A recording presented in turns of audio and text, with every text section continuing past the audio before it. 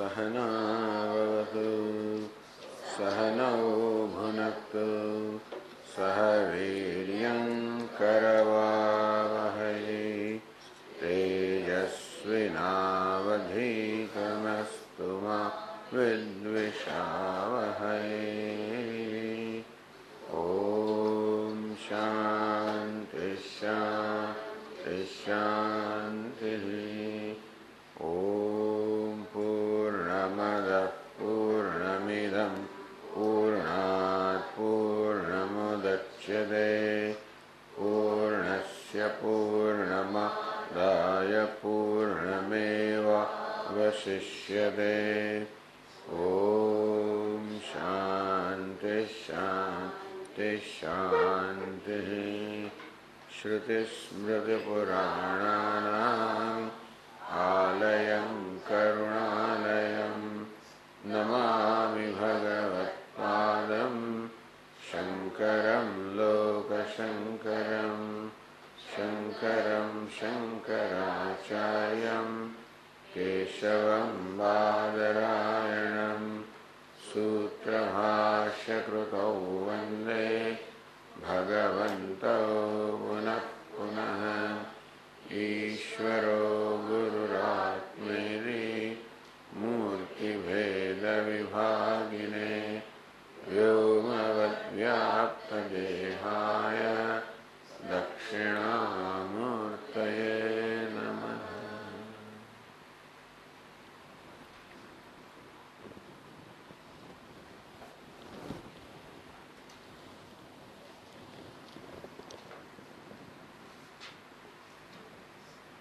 तो तीजा अध्याय 9वां ब्राह्मण में 26મી કંડિકા।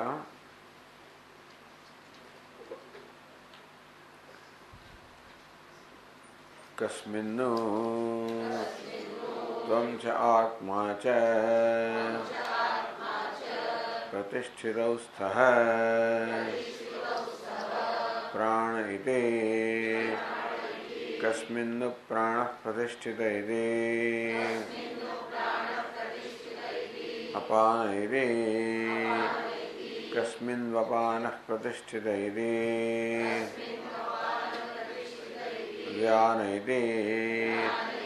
कस्मिन्नु व्यानः प्रतिष्ठित इति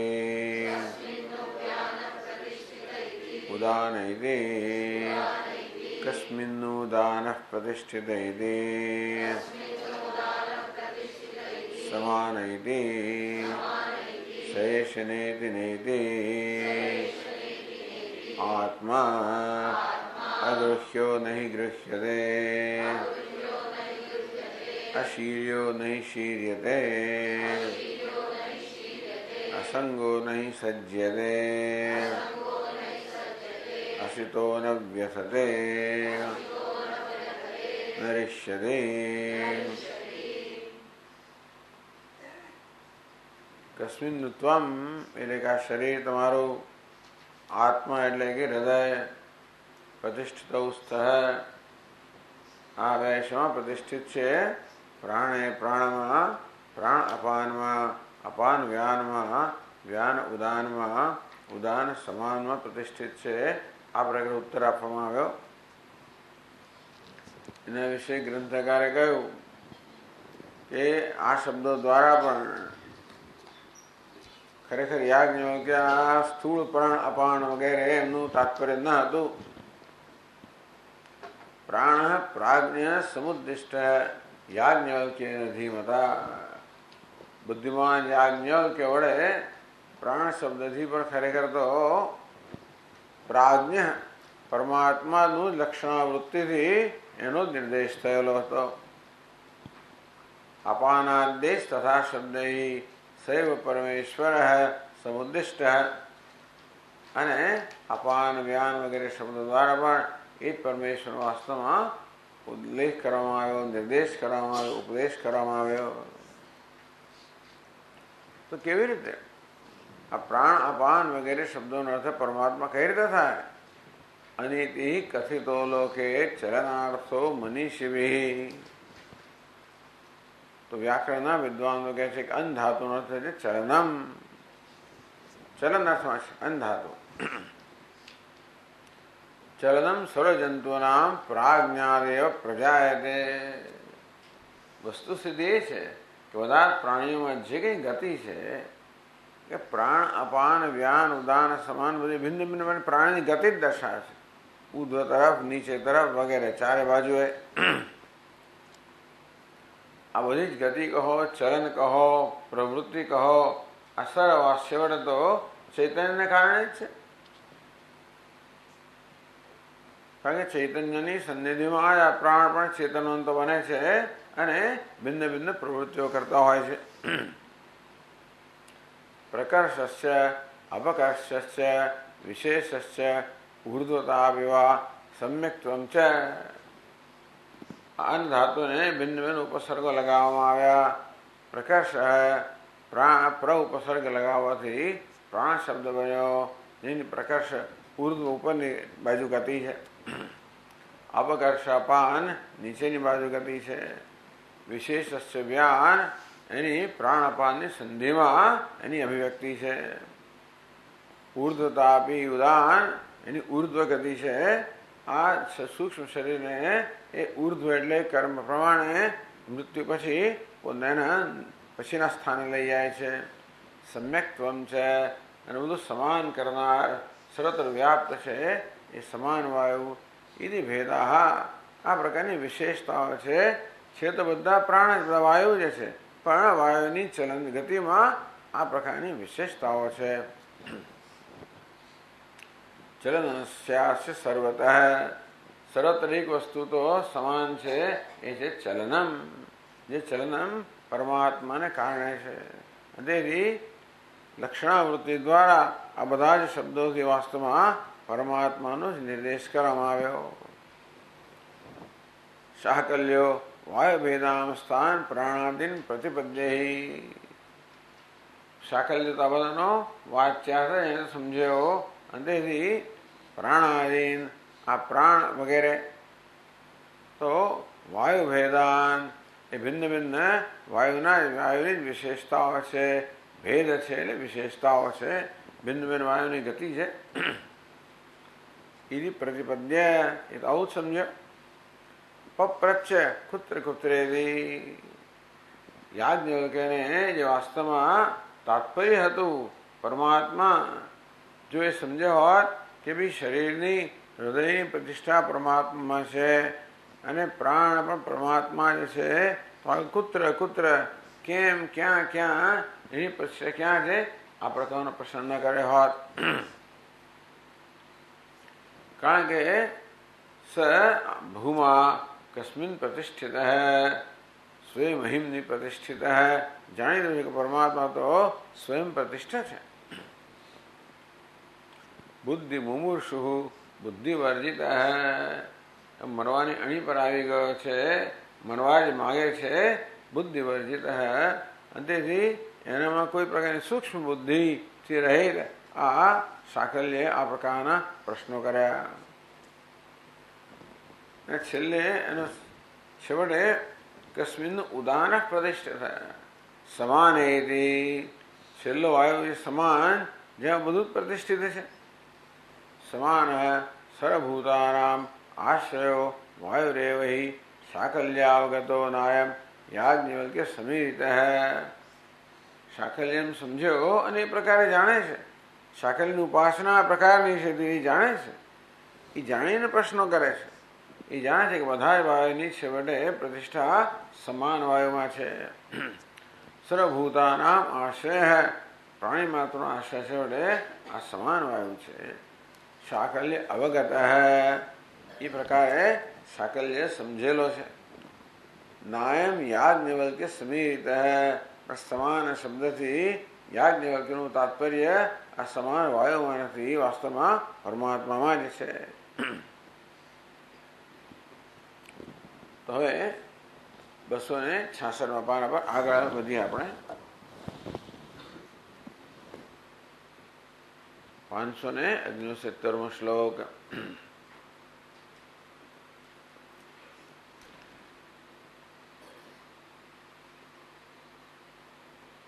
નાયમ યાજ્ઞવલ્ક્ય સમીરિત સમાન શબ્દથી સમાન વાયુમાં યાજ્ઞવલ્ક્યનું તાત્પર્ય નથી. તો યાજ્ઞવલ્ક્યેન સમાન પદાર્થ કિમાકારકો વિવક્ષ્યતે ચેત, તો યાજ્ઞવલ્ક્ય જ્યારે સમાન શબ્દનો પ્રયોગ કરે ત્યારે એનું પ્રયોગ તાત્પર્ય શેનામાં છે? સમાન એ શબ્દથી યાજ્ઞવલ્ક્યજીનું તાત્પર્ય શેમાં છે? ઇતિ છે જો પ્રશ્ન હોય તો વાયો અંતર્યામી રૂપેણ યો નિયંતા સ વિવક્ષિત માયોપાધિ તત્પ્રવર્તક પરમાત્મૈવ લક્ષણયા ઉક્ત અંતર્યામી.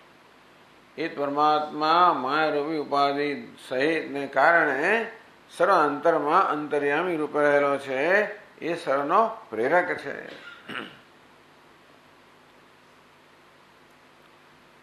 જો નિયંતા સહ વિવક્ષિત હતી. આમ આગળ જેનું નિયંતા અંતર્યામી બ્રાહ્મણમાં જેને સર્વ અંતર્યામી કહેવામાં આવ્યો, એ અંતર્યામી એવું અર્થ વાસ્તવમાં સમાન વાયુનો છે, પ્રત્યેક વાયુનો છે.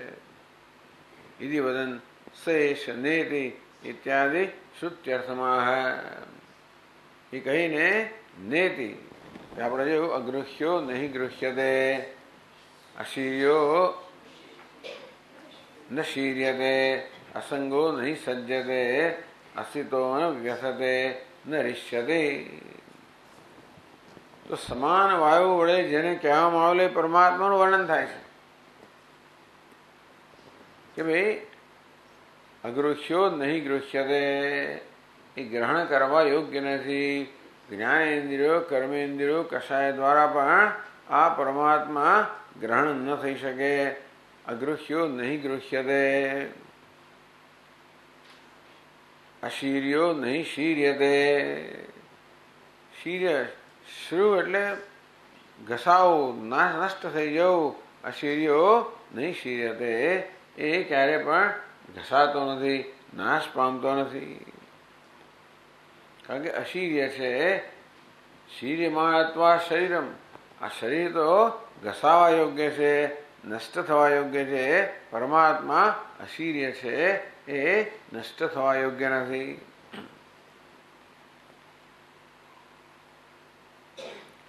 એટલે એમ કહીને કહેવામાં કે જો ભાઈ આ પ્રાણ અપાન આ શરીર આવી વસ્તુઓ તો કઈ કોટીમાં છે? ગૃહ્ય કોટીમાં છે, શીર્ય કોટીમાં છે. પરમાત્મા અગૃહ્ય છે, અશીર્ય છે. અસંગો નહીં સજ્જતે, આ તો બધાનો કશા ને કશા સાથે સંગ હોય છે. સમજાવે છે ભાષ્યકાર ત્યાં ભાષ્યની અંદર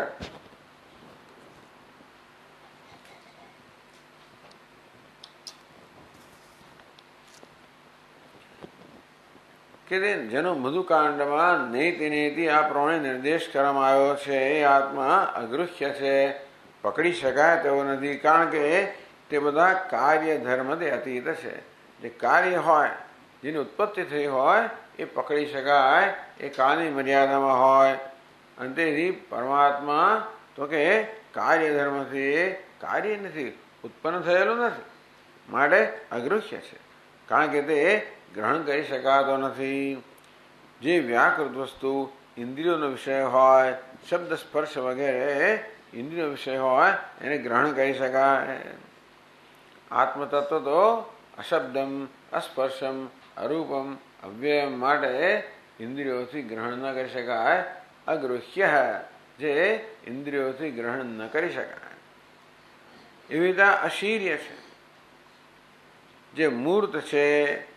એટલે ભાષ્યકારા ત્યાં આગળ અને મૂર્તામૂર્ત બ્રાહ્મણ, જેમાં પહેલી વાર નેતિ નેતિ એ શબ્દનો પ્રયોગ થયો, મૂર્તામૂર્ત બ્રાહ્મણ એના સંદર્ભમાં કહે છે. એ અશીર્ય છે, જે મૂર્ત અને સમૃત સંહત શરીર વચ્ચે જ શીર્ણ થાય. જે મૂર્ત છે, ઘડાયેલું છે, આકારવાળું છે, સંમત છે, અનેક બધા અવયવોનું બનેલું છે. તે બધા અવયવ છૂટા પડી જાય તો એ ઘસાઈ જાય, નષ્ટ થાય. આ કેવું છે? શીર્ણ થઈ જાય. આ તો અશીર્ય છે, એનાથી વિપરીત છે.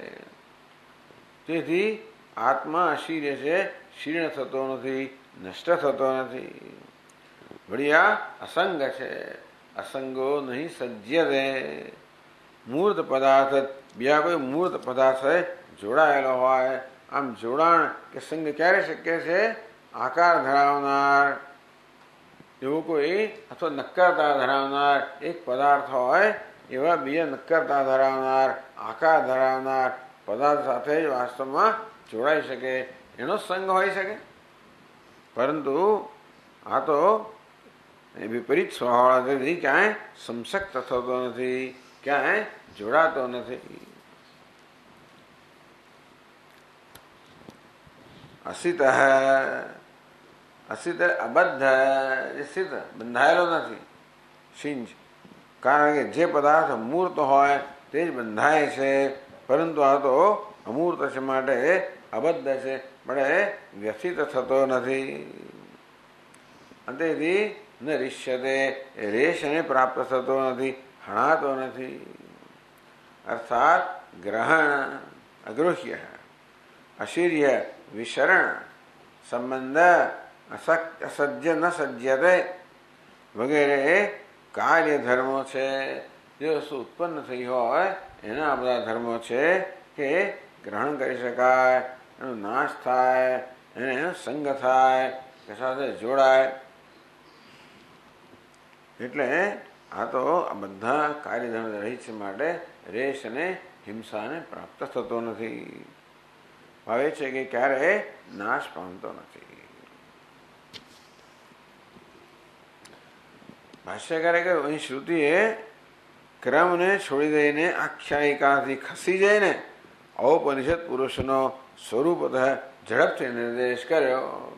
અગૃહ્યો નહીં ગૃહ્યતે ઔપનિષદ, માત્ર ઉપનિષદ દ્વારા જ જાણી શકાય એ પુરુષનો શ્રુતિએ નિર્દેશ કર્યો. વળી પાછી આખ્યાયિકાનો આશ્રયને આવે છે, એ પછી આપણે જોઈશું. 8 આયતન વગેરે મને પૂછે છે. તો વાયો અંતર્યામી રૂપેણ યો નિયંતા સવિવક્ષ્યતે. નિયંતાનો પણ ખરેખર પરમાત્મા નિયંતા પણ મુખ્ય અર્થમાં ખાલી માયારૂપી ઉપાધિને કારણે પરમાત્માને નિયંતા કહેવામાં આવે, અંતર્યામી કહેવામાં આવે. સ્વયં તો અંતર્યામી પણ નિયંતૃત્વ કશું જ પરમાત્મામાં નથી. બધા પ્રકારના વિશેષોથી રહિત છે. સૈષ નેદ ઇત્યાદિ શ્રુત્યર્થમાહ કિંતુ ઇતિ ષડ્ભિઃ.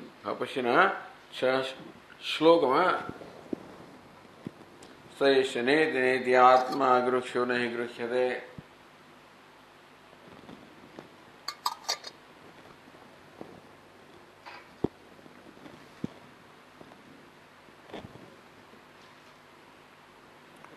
શ્લોકોમાં એ હવે એક આપણને અંશ સમજાવે છે ગ્રંથકાર.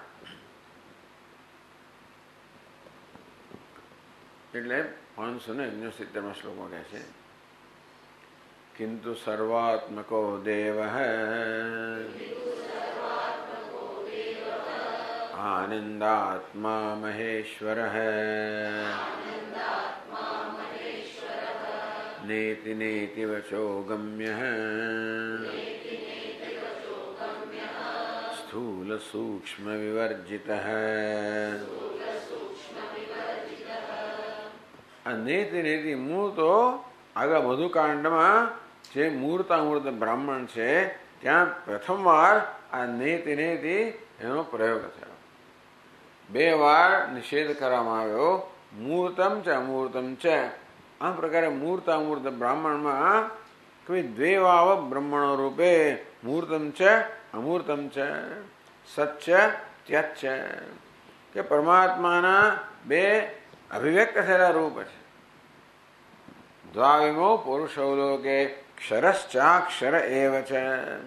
એક ક્ષર છે, બીજો અક્ષર છે, મૂર્ત છે, અમૂર્ત છે, આકારવાળો છે, આકાર વગરનો છે, કાર્ય કહો, કારણ કહો, સ્થૂળ કહો, સૂક્ષ્મ કહો. તો નેતિ નેતિ દ્વારા એ મૂર્ત પણ નથી, અમૂર્ત પણ નથી, સ્થૂળ પણ નથી, સૂક્ષ્મ પણ નથી, કાર્ય પણ નથી, કારણ પણ નથી. આકારવાળો પણ નથી, આકાર વગરનો પણ નથી. એ પ્રકારે બધા જ પ્રકારનો નેતિ નેતિ માત્ર આ બે જ શબ્દો દ્વારા બધા જ પ્રકારની વિશેષતાઓનો નિષેધ કરવાનું પ્રયોજન છે.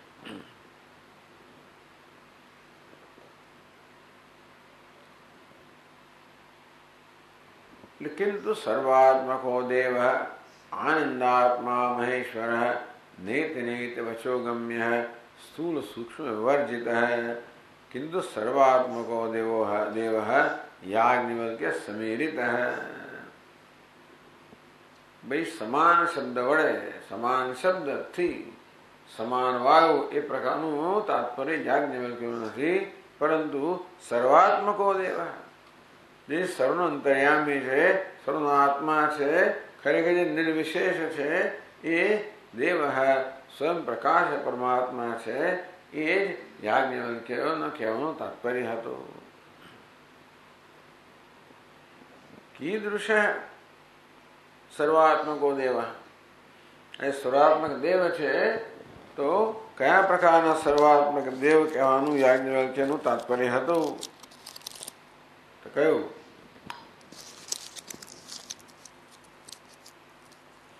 आनंदात्मा महेश्वर है. किंतु सर्वात्मको देव आनंदात्मा महेश्वर है એવું કહેવાનું યાજ્ઞવલ્ક્યનું તાત્પર્ય હતું. આનંદાત્મા, આનંદ જેનું સ્વરૂપ છે. મહેશ્વર જે મહાન ઈશ્વર છે, મહાન પણ છે, ઈશ્વર પણ છે, અથવા સર્વ ઈશ્વરમાં સર્વશ્રેષ્ઠ ઈશ્વર છે. બીજા બધા ઈશ્વર, ઈશ્વર એટલે શાસક, બીજા બધા શાસકો ઘણા છે. બધા એક બી શાસન કરે, બીજાનું એનું બીજો ત્રીજાનું શાસન કરે, એમ કરતા કરતા છેવટે આ બધી શાસનની પરંપરા ક્યાં જઈને અટકે? જ્યાં અટકે એ મૂળભૂત શાસક છે. જેનું કોઈ શાસન ના કરે એને એ સૌનું શાસન કરે એવો અશાસિત શાસક મહેશ્વર એ સર્વલોક મહેશ્વર વગેરે.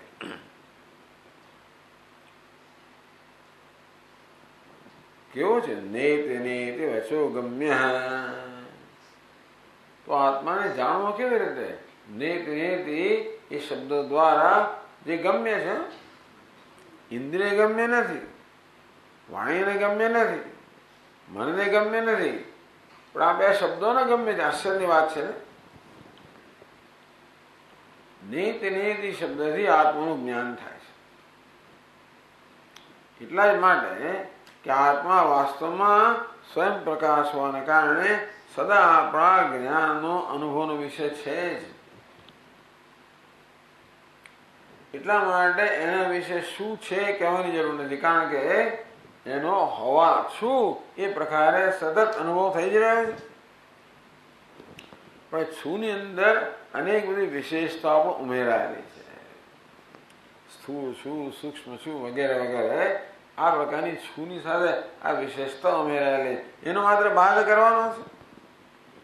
આત્માને કે પ્રગટ કરવાનો નથી, એને ઉત્પન્ન કરવાનો નથી, પ્રગટ કરવાનો નથી, પામવાનો નથી. સ્વયં સિદ્ધ છે, સ્વયં પ્રકાશ છે, સ્વયં મારો આત્મા છે, હું સ્વરૂપ છે. એટલે ગઈકાલના શ્લોકો અહમ વૃત્તિ દ્વારા જે સતત પ્રકાશિત થાય અહમ વૃત્તિનો વિષય છે, એટલે કે અહમ વૃત્તિનો પ્રકાશક છે. એટલા માટે એ શું છે એ દ્વારા નિર્દેશ કરવાની ઉપનિષદની આવશ્યકતા નથી, પણ એ શું નથી, કારણ કે એના વિશે અનેક ખ્યાલ સેવવામાં આવે છે. આત્મા અથવા ચૈતન્ય જે સ્વયં પ્રકાશ છે અને માટે સદા આપણા અનુભવનો વિષય છે. હવે એ જે આપણા અનુભવનો વિષય હોય પણ જેના વિશે પૂરેપૂરું જ્ઞાન ન હોય એના પર હંમેશા અધ્યારોપ થવાની સંભાવના છે. જેનું સામાન્ય જ્ઞાન હોય તો વિશેષ જ્ઞાન ન હોય.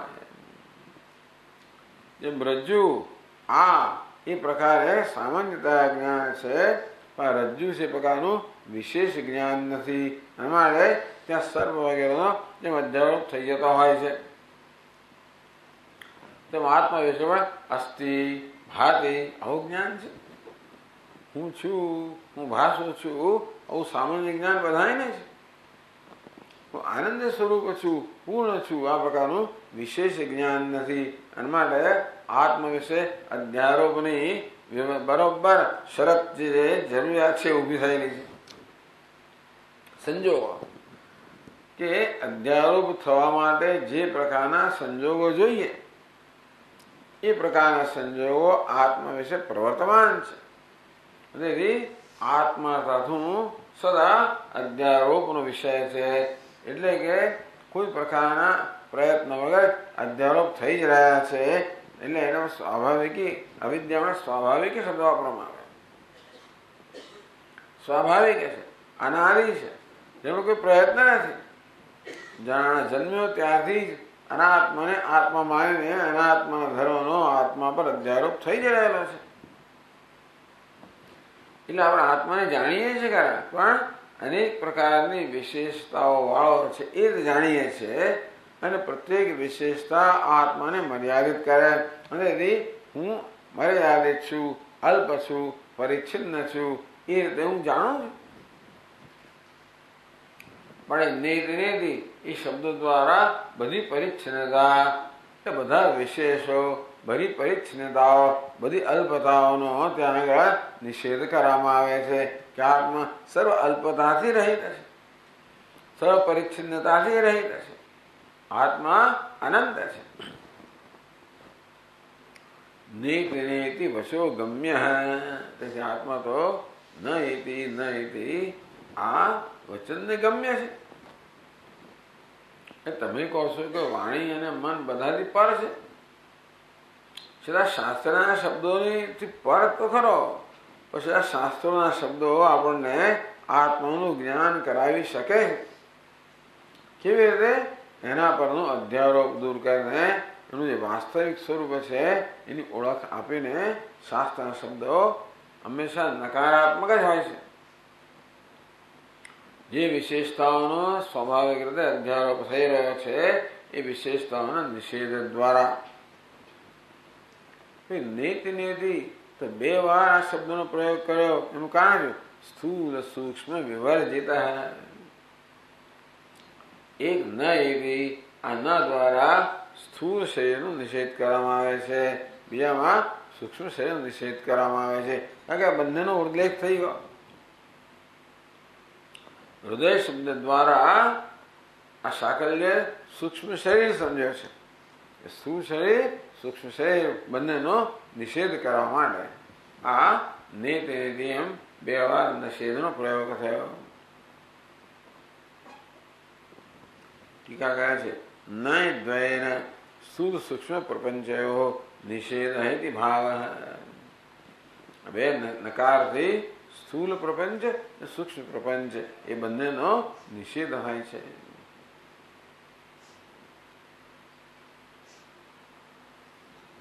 પછી આગળ કહે છે ભાવાભાવધિયા યુક્ત ભાવાભાવ વિવર્જિત સ્વસજાતિ વિજાત્યુત્થ પરિચ્છેદ વિવર્જિત.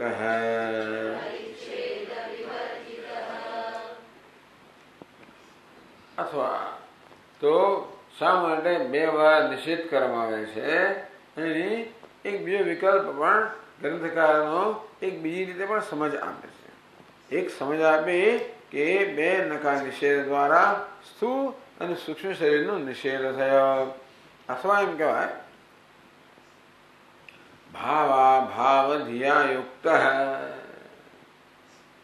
એ પરમાત્મા પર હોવાપણું નહીં હોવાપણું આ પ્રકારનો આરોપ કરવામાં આવે છે જગતમાં પણ.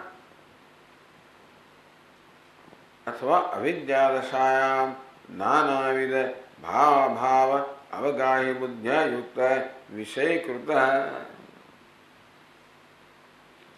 આપણે ભગવાન બધી વસ્તુઓને ખરેખર તો જે કંઈ આપણો અનુભવ વિષય છે એ પરમાત્મા જ છે, પણ જગતના અનુભવ પરથી આપણે શું તારણ કાઢીએ છીએ કે છે અથવા નથી, ત્યાંથી બુદ્ધિ આવી જતી નથી. અવિદ્યા દશા જ્યાં આગળ પોતાના પર આ ઉપાધિનો અધ્યારોપ થયેલો છે અને તેથી પોતાને પણ પરિચ્છિન્ન કે મર્યાદિત માનવામાં આવે છે. એને કારણે જગત પર પણ સાથે અધ્યારોપ થતો હોય છે અને જે બ્રહ્મ પર આ રીતે નામરૂપનો અધ્યારોપ થાય, આત્મા પર સ્થૂળ સૂક્ષ્મ શરીરનો અધ્યારોપ થાય, બ્રહ્મ જે જગત અધિષ્ઠાન છે એના પર નામરૂપનો અધ્યારોપ થાય.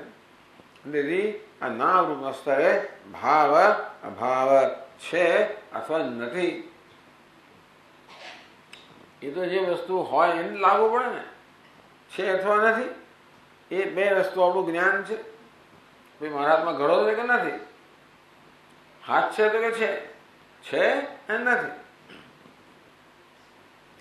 આમ નાનાવિધ ભાવાભાવ અવગાહી બુદ્ધ્યા યુક્ત વિષયકૃત પરમાત્મા છે અને નથી આ પ્રકારનું અવગાહન કરનારી, આ પ્રકારની સમજ કે જ્ઞાન હોનારી બુદ્ધિ વડે આ પરમાત્મા છે કે નથી ભાવના ભાવ એ રીતે ગ્રહણ થાય છે, એ રીતે એને જાણવામાં આવે છે.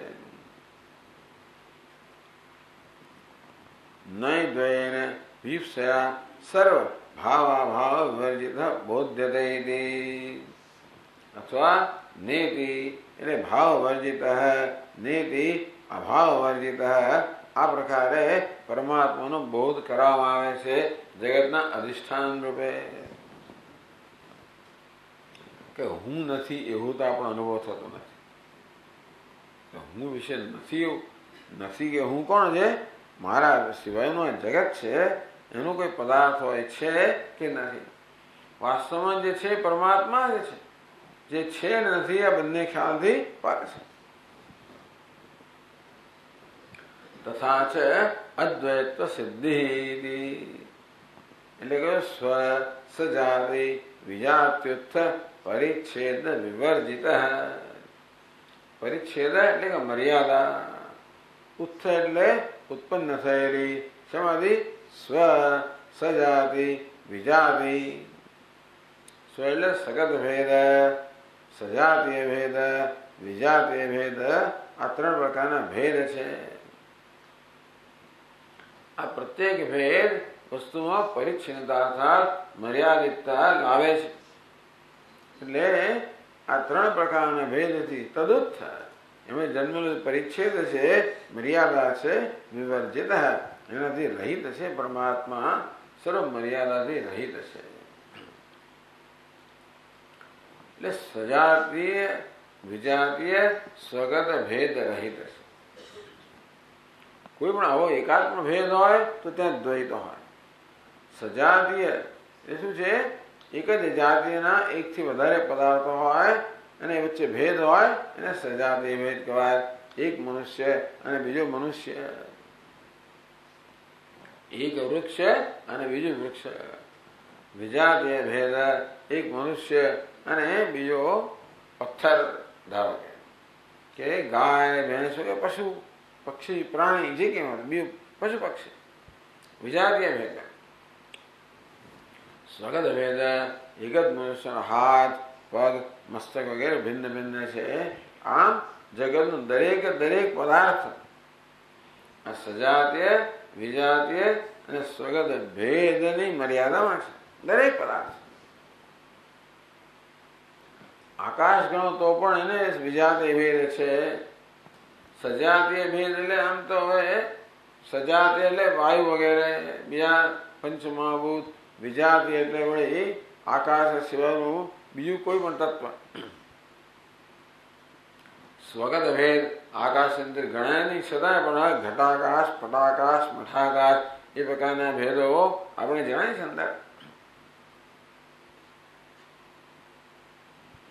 પણ ટૂંકમાં જગતનો દરેક પદાર્થ આ સ્વગત સજાતીય વિજાતીય ભેદને ભેદની મર્યાદામાં છે, ભેદથી પરિચ્છિન્ન છે.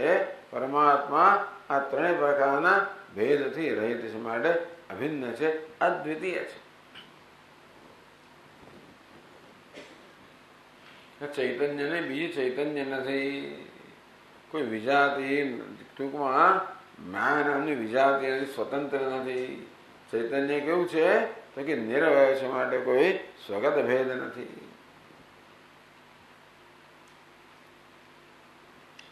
આમ નેતિ નેતિ આત્મા, એનો અર્થ એ અર્થ કર્યો આપણે વાંચ્યું ને એમાં, નેતિ નેતિ આત્મા, પછી અગૃહ્યો નહીં ગૃહ્યતે વગેરે. તો નેતિ નેતિ આત્મા એનો અર્થ કર્યો આ બે શ્લોકની અંદર. અગૃહ્યો નહીં ગૃહ્યતે, અશીર્યો નહીં અશીર્યો નહીં શીર્યતે વગેરે. હવે એના અર્થ સમજાવે છે પછી આ 4 શ્લોકોની અંદર. આત્મા ગૃહ્યોત્ર બુદ્ધ્યાદ્યૈ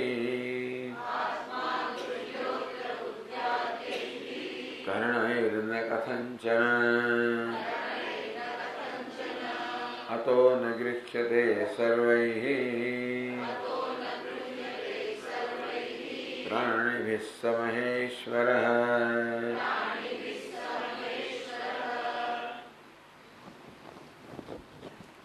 આત્મા એટલે સર્વાંતર કે છે. આત્મા જે સર્વાંતર છે, અત્ર બુદ્ધ્યાદ્યૈ કર્ણૈઃ કથંચન ન ગૃહ્યતે.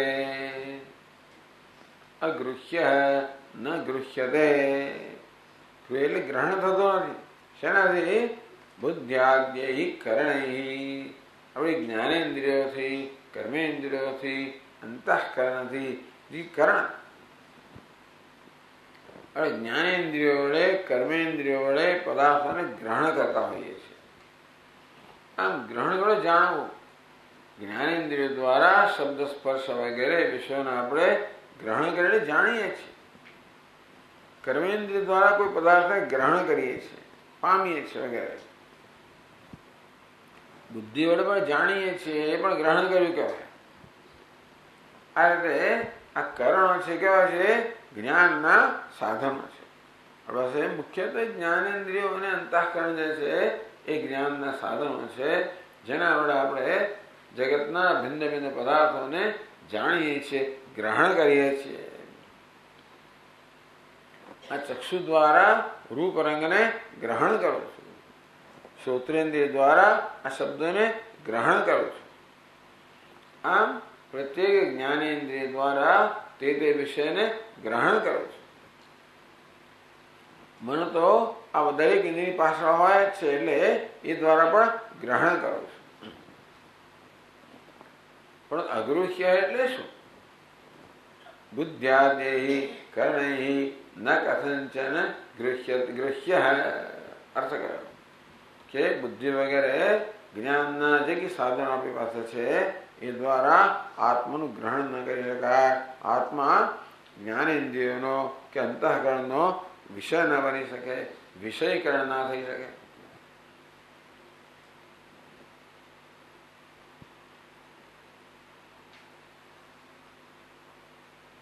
પહેલા તો આત્મા એટલે સર્વાંતર. પછી પ્રશ્ન કર્યો કથમ તૈ કર્ણૈ ન દૃશ્યતે. પહેલા આત્મા કહ્યું તો આત્મા તો એટલે સર્વાંતર, જે સર્વનો આત્મા છે. તો કેમ ભાઈ જે સર્વનો આત્મા હોય, આપણો પણ આત્મા હોય, તો ઇન્દ્રિયો વગેરે દ્વારા કેમ આપણે એનું જ્ઞાન નથી? એ છે સર્વેષુ ભૂતેષુ ગોળોત્માન પ્રકાશતે. પ્રાણી માત્ર અંતરમાં ગુણ રહેલો છે, છતાં ન પ્રકાશતે, એ કોઈને પ્રકાશિત થતો નથી. કેમ કર્ણૈ ન ગૃહ્યતે? કેમ આ જ્ઞાનેન્દ્રિયો વગેરે દ્વારા આપણે એને કેમ જોઈ શકતા નથી કે અનુભવી શકતા નથી? કહે છે કે ગૃહ્યો અત્ર બુદ્ધ્યાદ્યૈ કર્ણૈ ન કથંચન યતઃ ગ્રહીતુમ અયોગ્ય અતઃ પ્રાણિભિઃ કરણૈ કૃત્વા ન ગૃહ્યતે. એટલે પરમાત્મા કેવો છે? અગૃહ્ય. એટલે ગ્રહણ કરવા યોગ્ય નથી. એટલા જ માટે પ્રાણીઓ એટલે કોઈ મનુષ્ય બીજા પ્રાણીઓ છે પણ કરણૈ કૃત્વા પોતાને કર્ણ દ્વારા ઇન્દ્રિયો દ્વારા કોઈ પ્રાણી કે કોઈ જીવાત્મા એને ગ્રહણ કરી શકતું નથી. એવું કેમ? યોગ્યતા નિયતત્વાત કર્ણાનામિતિ ભાવ. કર્ણાનામ યોગ્યતા નિયતત્વાત. દરેક કર્ણ છે એને એ હંમેશા એને યોગ્ય પદાર્થ હોય એનું ગ્રહણ કરી શકે. જે વ્યક્ત હોય એને જ ઇન્દ્રિયો ગ્રહણ કરી શકે. જે વ્યક્ત ના હોય એને ગ્રહણ ના કરી શકે. અવ્યક્તો એમ ચિંત્યો એમ અકમિકાર્યો એમ ઉચ્યતે. પરમાત્મા અવ્યક્ત છે, ઇન્દ્રિયો વિષય નથી. અને માટે યોગ્યતા નિયતત્વાત કર્ણાનામ.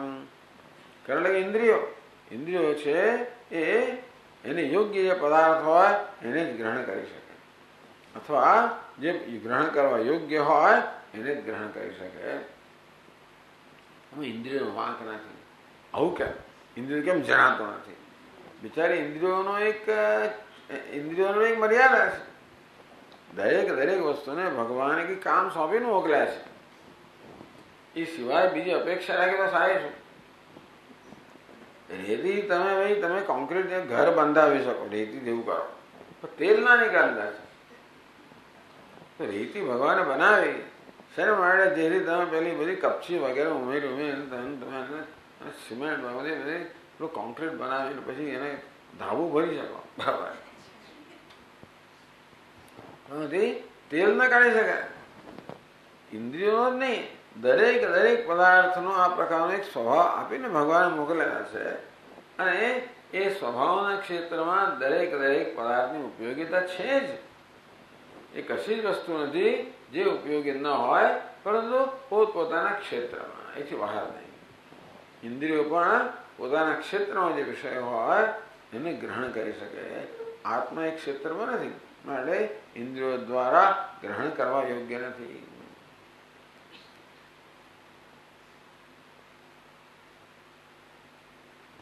ટીકાકાર છે અશીર્યો નહીં શીર્યતે અશીર્ય પદેન છે વસ્ત્રાર્ય કાલ પરિચ્છેદ. શીર્યતે એટલે ઘસાવું, ફાટી જવું. શ્રુ ધાતુમાંથી ઘસાવું, ફાટી જવું, નષ્ટ થઈ જવું. વસ્ત્રારિવત આપણું વસ્ત્ર છે ઘસાઈ જાય, ફાટી જાય. આ બધા શ્રુ ધાતુના અર્થ છે. એ ક્યારે થાય? વસ્તુ ઘસાય ક્યારે? જે કાળની મર્યાદામાં હોય એ ઘસાઈ જાય. ગમે તેટલું તમે સાચવો તો પણ આ વસ્તુનો રંગ ધીમે ધીમે ઝાંકો થતો જ જાય. ગમે તેટલું સાચવો તો પણ ક્યારેક કાણું દેવામાં આવે, છેડો પેલો ભરાય અને ફાટે. ગમે એટલું ધ્યાન આપો ને. એટલે વસ્ત્રારિવત કાલ પરિચ્છેદ અન્યથા ભાવ રૂપ વાર્યતે. કાળ પરિચ્છેદ જે કાળની મર્યાદામાં છે. શું થાય? પ્રત્યેક ક્ષણે બદલાતો રહે. અન્યથા ભાવ, આ ક્ષણે છે એવો જ બીજી ક્ષણે ન હોય એમ એને કહેવાય અન્યથા ભાવ છે, એના કરતા બદલાઈ ગયો. કાળ પરિચ્છેદ અન્યથા ભાવ રૂપ. એટલે કુદરતમાં બધી જ વસ્તુ પ્રત્યેક ક્ષણે બદલાતી હોય છે. આપણું શરીર પ્રત્યેક ક્ષણે બધું જ બદલાતું હોય. જે કઈ વસ્તુ ઉત્પન્ન થઈ છે એ બધી કાળની મર્યાદામાં હોય અને પ્રત્યેક ક્ષણે બદલાતી જ હોય. અન્યથા ભાવ, અન્યથા પણ પ્રાપ્ત કરતી હોય. એટલા જ માટે ઘણી વાર 10 વર્ષ પછી આવા મિત્રને તો ઓળખી પણ ના શકીએ કે આવો થઈ ગયો, ઓળખી ના શકાય. એને વાળા ધોળા થઈ ગયા, પેલું આ થઈ ગયું, અને કરચલીઓ પડી ગયા, ખરું શું થઈ ગયું લે તારે? પછી કાળ પરિચ્છિન્ન છે બિચારો શું આપણે પણ એટલું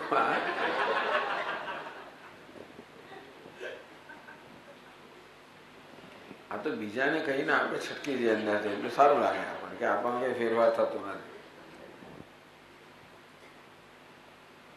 વસ્ત્રાદિવત કાળ પરિચ્છેદ અન્યથા ભાવ વાર્યતે એટલે કાળનો પરિચ્છેદ નથી, દેશનો પરિચ્છેદ નથી, વસ્તુત્વનો પરિચ્છેદ નથી. એ વાત બીજા શ્લોકમાં કહે છે. કાલે નાપી ન શીર્યોયમ અતએવ ન શીર્યતે યથા વસ્ત્રમ હિ કાલેન પુરાણમ શીર્યતે ભુવિ.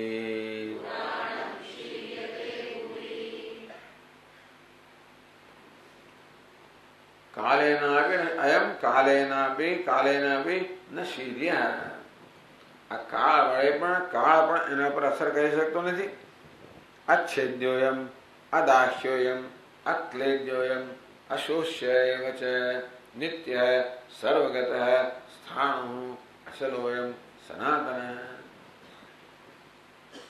છેદી ના શકાય, અચ્છેદ્યો દહન ના કરી શકાય, મારી ના શકાય. અદાહ્ય એને ભીંજવી ના શકાય, અક્લેદ્ય એને શોષી ના શકાય, અશોષ્ય. તો આ બધા ટૂંકમાં ઘસાવાની કે નાશ થવાની આ જાત જાતની રીતો છે. પણ કોઈ પણ આવો પદાર્થ છે એ આત્મા પર ક્યારે પણ અસર કરી શકતો નથી.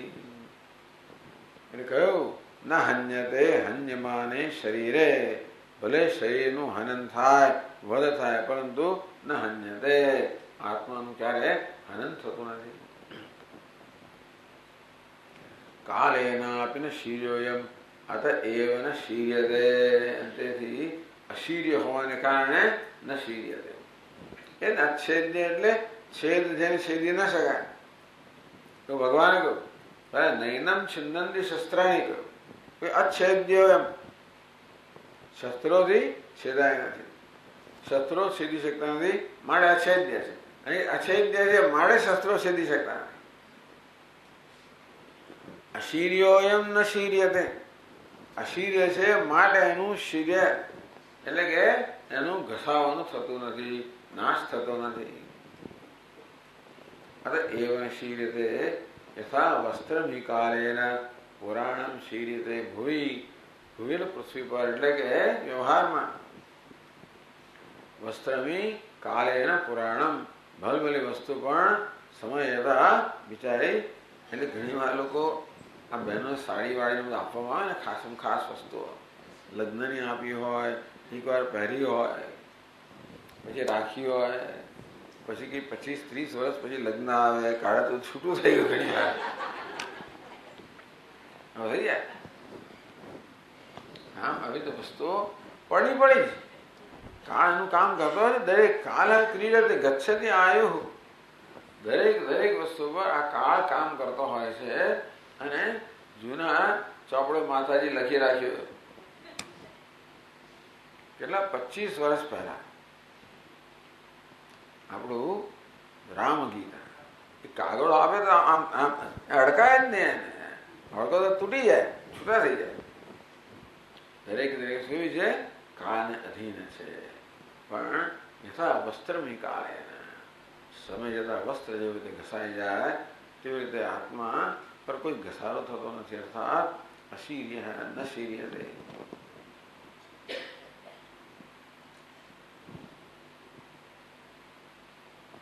અસંગ પદાર્થ અસંગો નહીં સજ્યતે. અસંગ પદાર્થમાં આકાશ આવી. આકાશો હિ યથા સંગઃ જલાદિષુ તથૈવ હિ આત્મા બુદ્ધ્યાદિભિસ્તેન સંગમ નોપૈતિ કર્હિચિત.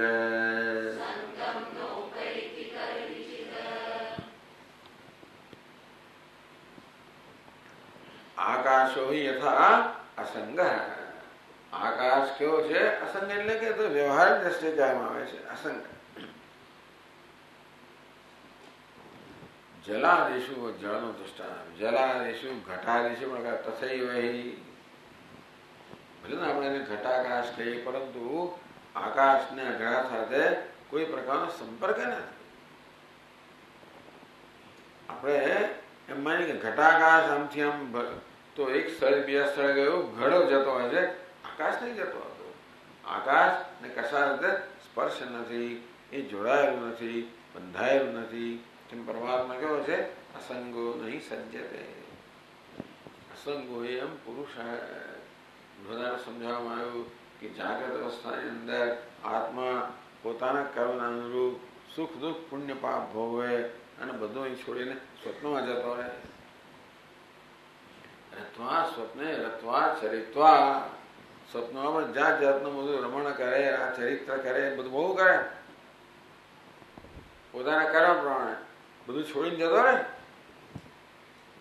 સુષુપ્તિમાં પણ ત્યાં પણ અનુભવ કરે, એ છોડીને પાછી જતો રહે. વિચાર કરો, શા માટે આપણને ત્યાગ માટે આટલું કહેવામાં આવે છે કે આત્મા કેવો છે? વાસ્તવમાં આપણે કેવા છે? સ્વરૂપભૂત કેવા છે? અસંગ, કશા સાથે જોડાયેલા નથી. આમ કહે કે ભાઈ બોલો કે પેલા ટ્રકની પાછળ લખેલું હોય, સાથ ને ક્યાં સોચો, ક્યાં સાથ ને ક્યાં આયેગા. અરે જલ્દી ના ચલાવીશ ને તારી સાથે કશું આવવાનું નથી, તું રહેવા આ ટ્રક સાથે થઈશ તો રહેવાનું નથી તું, એમ કહે. સોચ છે સોચ, એવું કોઈ કંઈક લખે છે. સોચ કર સોચો,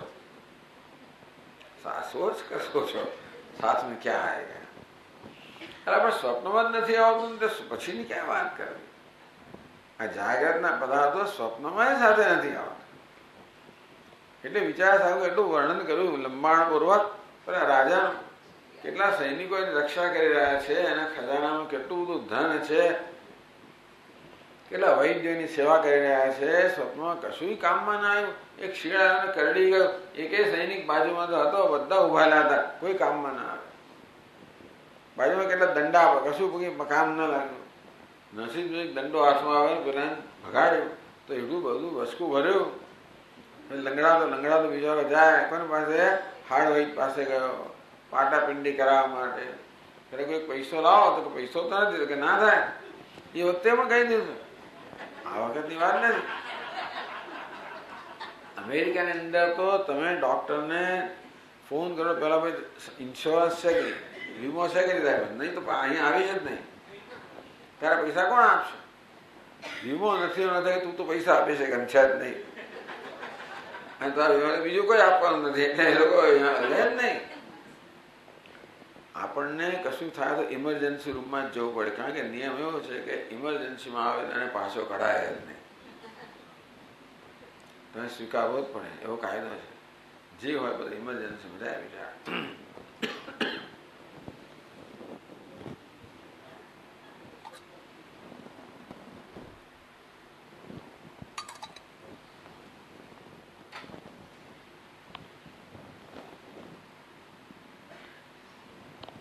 પણ મર્યા પછી તો કઈ સાથે નથી જવાનું, પરંતુ જાગ્રતના પદાર્થો સ્વપ્નમાં સાથે નહીં આવે, અને સ્વપ્નનું જગત સુષુપ્તિમાં સાથે નહીં આવે, સુષુપ્તિ જાગ્રતમાં સાથે નહીં આવે. આપણે આમ છેડો ફાડીને જતા રહીએ છીએ રોજ, બધાએ સાથે. ડાયવોર્સ રોજ લેતા હશે દરેક, ખરું કરે. જાગ્રત જતો રહ્યો એટલે ભાઈ સંબંધ રહ્યો જ નહીં ને. આમ જોવા જઈએ તો કશું નાવા નીચેનો કોઈ સંબંધ ના રહ્યો. એટલે રોજ આપણે સંન્યાસ લઈએ છીએ, રોજ આપણે જાત જાતનું લઈએ છીએ. ટૂંકમાં સંન્યાસ કોને સારામાં સારી વસ્તુ છે. રોજ આપણે સંન્યાસી બની જઈએ છીએ. એટલા માટે સંન્યાસનું અહીંયા આગળ વિધાન કરવામાં આવ્યું. એટલા માટે ત્યાગનું વિધાન કરવામાં આવ્યું. ત્યાગે નહીં કે અમૃતત્વમાન શું. અનેક મહાપુરુષે ત્યાગ વડે અમૃતત્વને પ્રાપ્ત કર્યું. એ ત્યાગ કેમ સાધન કહેવામાં આવ્યું? કારણ કે આત્માનું સ્વરૂપ જ છે, છોડી જ દે છે, પકડતો જ નહીં ને કશું. એને કોઈ ના પકડી શકે, એ કોઈને પકડતો નથી, અને કશું એને પણ પકડી ના શકે. આકાશ आकाशो यथा असंगः जलादिषु तथैव हि जल वगैरह સાથે આકાશને કોઈ પ્રકારનો સંપર્ક નથી, સંગ નથી, બંધન નથી. આત્મા બુદ્ધ્યાદિવિસ્તેન સંગમ નોપયતિ કરે છે. આત્માનો બુદ્ધિ વગેરે સાથે કોઈ પ્રકારનો સંપર્ક નથી. બુદ્ધિ વગેરેને પણ સ્વપ્નમાં છોડીને પોતે સુષુપ્તિમાં જતો રહે, ત્યાં કોઈ બુદ્ધિ કશું ના હોય. અજ્ઞાન એને છોડીને સમાધિમાં જતો રહે, અજ્ઞાનમાં ના. એટલે બુદ્ધ્યાદિવિતેન સંગમ ન ઉપયતિ કરે છે. ક્યારે પણ કોઈ પ્રકારનો સંગ આત્મા પ્રાપ્ત કરતો નથી. અસંગો નહીં સજ્યતે. પછી અસિતો નહીં બધ્યતે, ન રિષ્યતે, ન વ્યથતે.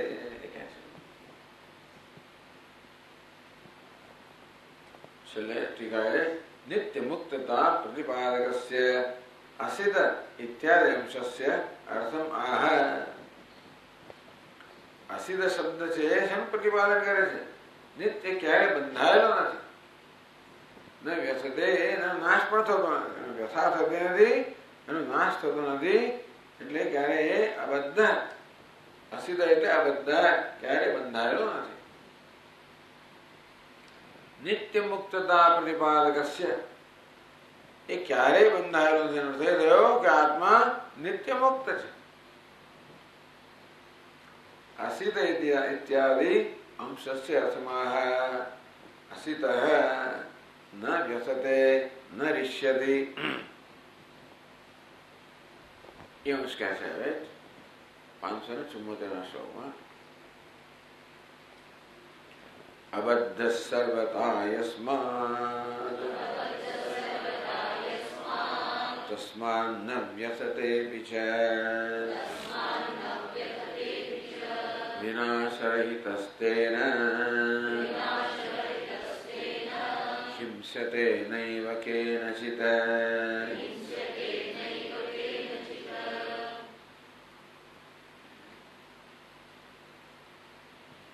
અબદ્ધ સર્વદા યસ્માત તસ્માત ન વ્યથતે પિચ.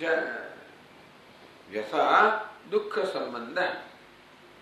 વ્યથિત થવું, દુઃખી થવું. દુઃખી ક્યારે થવાય? દુઃખ સાથે સંબંધ થાય ત્યારે આપણે દુઃખી થઈ શકીએ. આ દુઃખ છે એ તો મનની વૃત્તિ છે. દુઃખી ક્યારે થવાય? એ વૃત્તિમાં અહમ ભાવ ત્યારે દુઃખી થઈ જાય. દુઃખ હોય ધારો કે એ શું છે? મનની વૃત્તિ. દુઃખી ક્યારે થવું? એવું પણ દુઃખ, એ દુઃખ પણ પ્રત્યાઘાત જ છે, અજ્ઞાનની ઉપર છે, પણ છતાંય ધારો કે મનની વૃત્તિ છે. પણ દુઃખી ક્યારે થવાય? વૃત્તિમાં અહમ ભાવ જયારે હોય ત્યારે. પુરુષ પ્રકૃતિસ્થો હિ. પુરુષ જયારે પ્રકૃતિમાં અહમ ભાવ કરે, તે મનની વૃત્તિમાં અહમ ભાવ કરે, ત્યારે દુઃખી બને. વ્યથા દુઃખ સંબંધ. વ્યથિત, એને વ્યથા થતી નથી, દુઃખ થતું. આપણે આત્મા દુઃખી થતો નથી, દુઃખ સાથે ક્યારે પણ સંબંધિત થતો નથી.